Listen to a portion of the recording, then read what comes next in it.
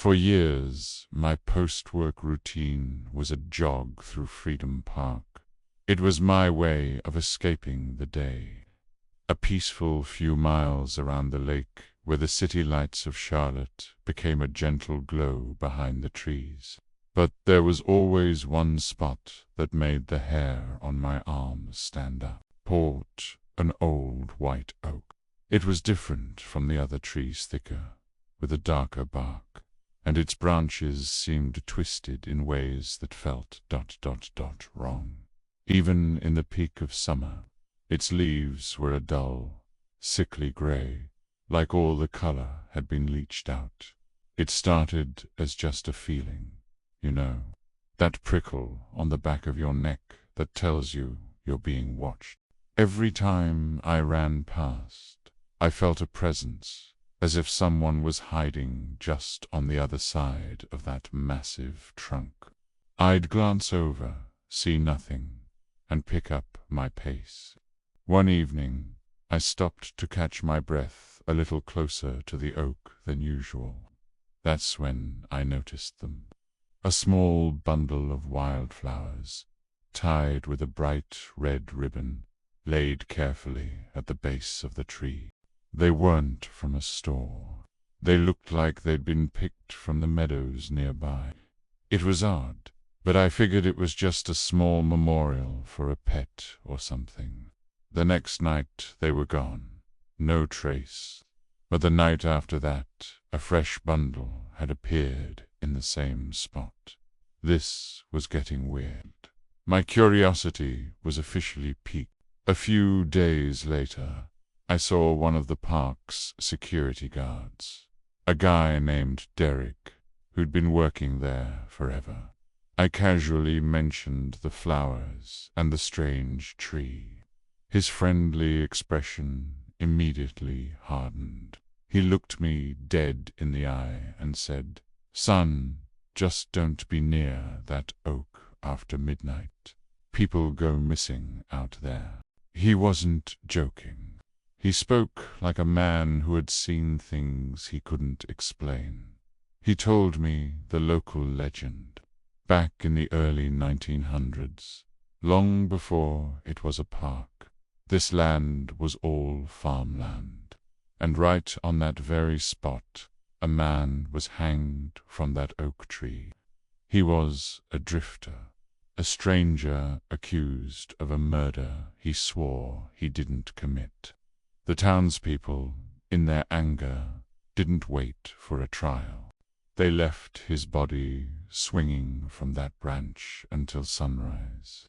Derek told me that ever since, people have reported strange things. Shadows moving in the branches when there's no wind. A feeling of being choked or watched. And sometimes, if you get too close, you can hear whispers.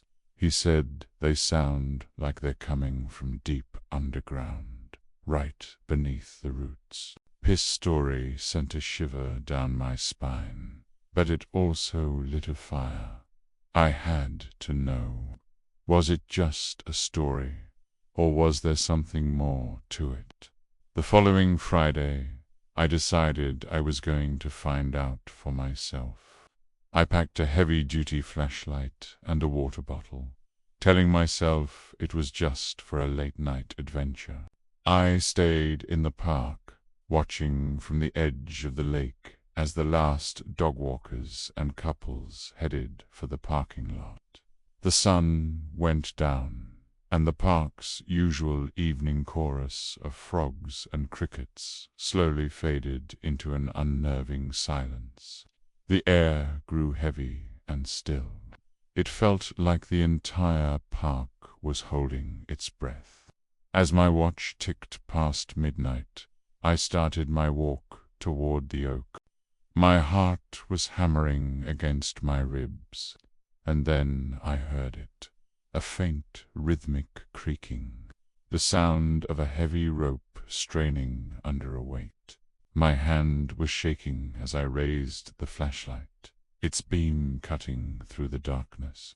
The light caught something dangling from one of the lowest, thickest branches.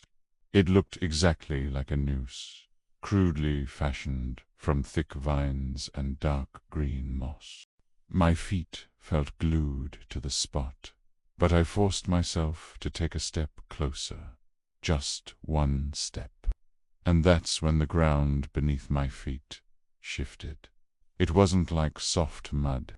It felt hollow, like I was standing on a thin crust of earth over an empty space. A foul smell rose up from the ground-damp soil, the metallic temps of iron, and something else. Something sweet and rotten that made my stomach turn. I tried to step back, but it was too late. I heard a whisper directly behind my ear. It was a man's voice, startlingly calm and clear. It said, "You shouldn't have come back." In that same instant, my flashlight flickered and died. For half a second, in the dying glow, I saw it. A dark figure was hanging from the branch, its head bowed low, its body swaying gently. But there was no rope. It was just floating there, suspended in the air. Pure terror took over. I didn't scream. I just turned and ran. I sprinted, my lungs burning, not daring to look back until I was almost at the parking lot. The bright lights of the entrance promising safety. I finally risked a glance over my shoulder. The oak tree stood silent and dark against the night sky, but my blood ran cold when I saw it. At the base of the trunk, illuminated by the faint moonlight, was a new bundle of flowers. Freshly picked and tied around them was a single, vibrant red ribbon. I never jogged in that park again. A few weeks later, they closed off that entire section of the trail, putting up signs for erosion repairs. But sometimes, when friends talk about walking by the pond after dark, they mention it. A faint creaking sound, like a rope swinging in the wind, even on a still night. And the unsettling feeling that someone is still there, waiting in the shadows of that old oak, waiting to be seen. Thanks for listening to my story. If you have any unsettling experiences of your own, share them in the comments below. And don't forget to like and subscribe for more tales from the shadows. Stay safe out there.